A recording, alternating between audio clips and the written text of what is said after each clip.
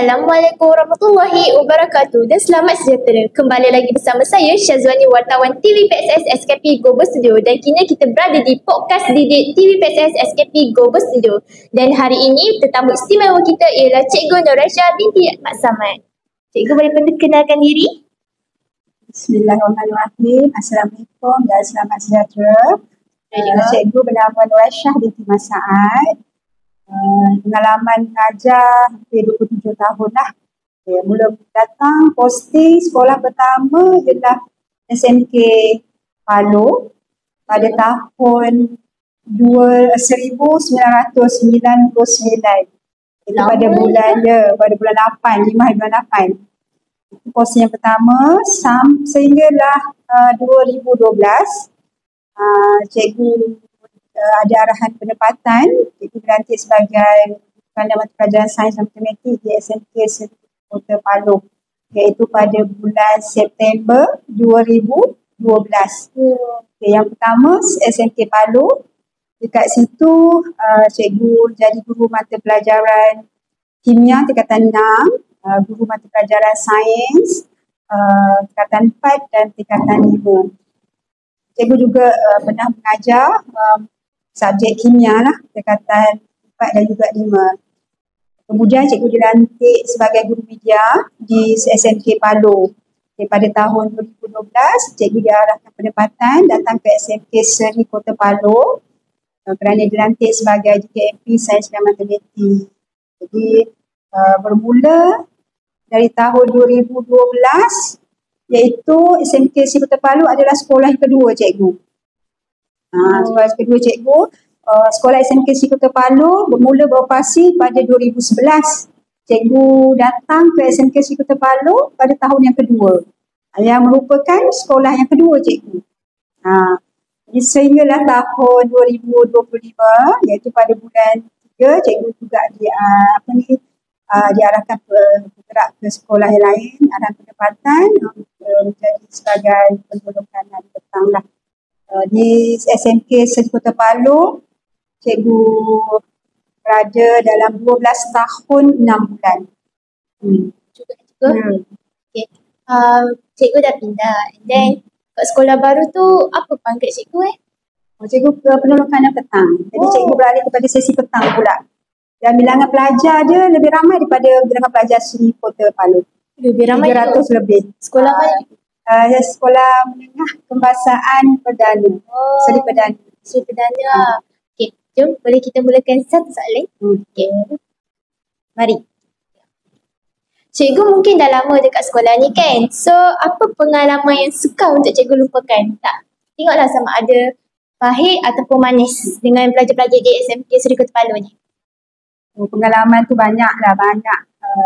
Pada cikgu tak ada yang pahit sebenarnya. Cikgu anggap dia sebagai cabaran, dugaan untuk cikgu untuk sedaya payah untuk berkhidmat di SMK Seri Kota Palu. Sebab SMK Seri Kota Palu pada tahun 2012 tu baru tahun yang kedua. Jadi berkat kerjasama kepada semua pentadbir dan guru serta AKP dan juga warga Seri Kota Palu lah, SMK Seri Kota Palu dapat majulah seperti sekarang ini.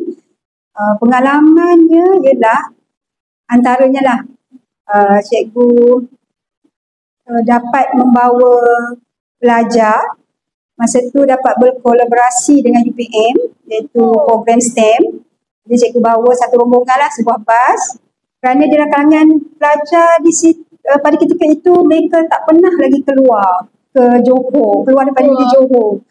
Sambil belajar, sambil mereka dapat pengalaman lah, melihat negeri orang lain lah. First time first time dapat melihatlah banyak-banyak aktiviti STEM di UPM ketika itu lah. Ya cikgu. Wah, pengalaman yang memang bagus cikgu. Okay. Tapi kan, apa perkara yang paling best lah dekat sekolah SMK Seri Kota Palu ni? Perkara yang macam wow, menunjukkan daripada sekolah-sekolah yang lain. Banyak sebenarnya, dari segi warganya, SMK Seri Kota Palu warganya, daripada pentadbir, guru, AKP dan semua sekali lah dalam dan bilangan muridnya yang sedikit yang tak ramai, dalam 200 macam tu, dan bilangan gurunya pun tak ramai.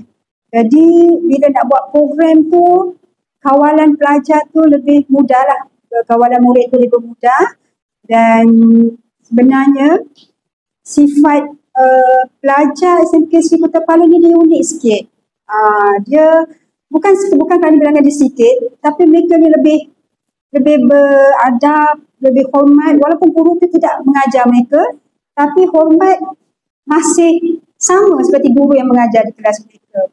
Dan tiada lagi lah, sepanjang saya berada di SMK Seri Kota Palu ni, belum pernah ada seorang pelajar pun yang meninggikan suara, yang mengherdik marah saya lah.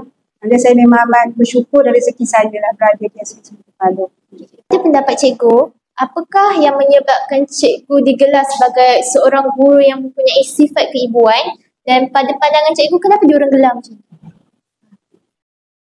Keibuan ya, sebab cikgu seorang ibu. Sebenarnya sebagai guru ni bukan saja kita menyampaikan ilmu pengetahuan sebenarnya. Dalam masa sama, kami ni sebagai guru kena mendidik anak-anak murid ni, dan kita mesti menganggap anak-anak murid ni seperti anak-anak sendirilah. Seperti mana kita mengharapkan anak-anak kita berjaya, begitu juga kita mengharapkan anak-anak murid ni berjaya. Jadi kena ada sifat prihatin dan empati lah. Sebab itulah pelajar kat sekolah kita ni, SMK Seri Kota Palu ni bermanja-manja sangat ni cikgu. Ulah manja, kena marah juga. Okay cikgu, memandangkan cikgu dah pindah dan cikgu dah tengok dah sekitar sekeliling kat sekolah sana, mesti cantik kan sekolah sana? Takkan lagi cantik dengan sekolah sini? Sama je. Masing-masing ada keistimewaan masing-masing sekolah ni. Cikgu pun dah pindah kan? Ya. So, apa alangkah baiknya lah kalau cikgu meninggalkan amanat terakhir kepada seluruh penonton YouTube dan terutamanya dengan untuk pelajar SPM tu. Bagikan satu tips untuk cemerlang di peperiksaan SPM nanti tu. Terutamanya tingkatan 5 hinggalah ke tingkatan 1. SMK Seri Kota Palu ni sebuah sekolah yang ada potensi untuk maju cemerlang kerana pelajarnya dan guru seseluruh warga SMK Seri Kota Palu ni mereka ada daya saing, daya usaha, kerjasama, komited. Dan untuk pelajar tingkatan 5, saya memang 12 tahun lah mengajar pelajar tingkatan 5. Dan saya nak ceritakan sikit lah pernah SMK Seri Kota Palu mendapat anugerah daripada JPN Negeri Johor kerana subjek sains, di mana saya seorang saja mengajar subjek sains SPM, daripada lonjakan yang tinggi lah, keputusan Profesor SPM-nya daripada GP5 melompat kepada GP3. Jadi itu antara kenangan lah. Dan sebenarnya ini membuktikan bahawa murid-murid SMK Seri Kota Palu boleh cemerlang. Semenjak daripada itu juga 100% lulus subjek sains, sains tulen, kimia, bio, fizik, mendapat 100% lulus. Jadi untuk mencapai keputusan yang cemerlang, pelajar perlu tahu gaya pembelajaran masing-masing. Setiap pelajar ni dia tak sama. Setiap pelajar tidak sama gaya pembelajaran. Jadi kena pasti gaya pembelajaran masing-masing. Kedua, mesti ada jadual. Jadual belajar lah. Jadual belajar ni ikut situasi masing-masing. Tak boleh ikut kawan. Yang ketiga, ilmu tu perlu dikongsi bersama dengan kawan-kawan yang lain. Maksudnya ada study group. Seterusnya mesti fokus dalam kelas. Bila ada aktiviti yang dijalankan oleh guru, perlu jalankan bersama-sama, bekerjasama. Seterusnya, ulang kaji. Tak boleh tunggu last minute baru nak ulang kaji. Dan yang terakhir dan merupakan yang penting ialah perlu menghormati ibu bapa, guru dan orang-orang sekeliling. Kerana daripada situlah adanya keberkatan dan memudahkan murid-murid untuk belajar. InsyaAllah saya doakan para pelajar SMK Seri Kota Palu dan seterusnya juga SMK Seri Kota Palu akan terus maju cemerlang.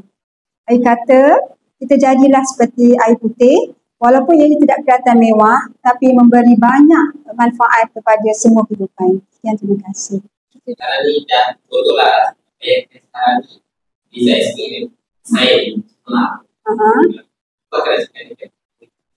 Reaction cikgu. 2024 tu ya? Ya ke? Depan kalau dah cemerlang ya. Apa cikgu pandangan cikgu? Reaction cikgu? Kakak. Syukur Alhamdulillah. Ya Allah kau. Syukur Alhamdulillah.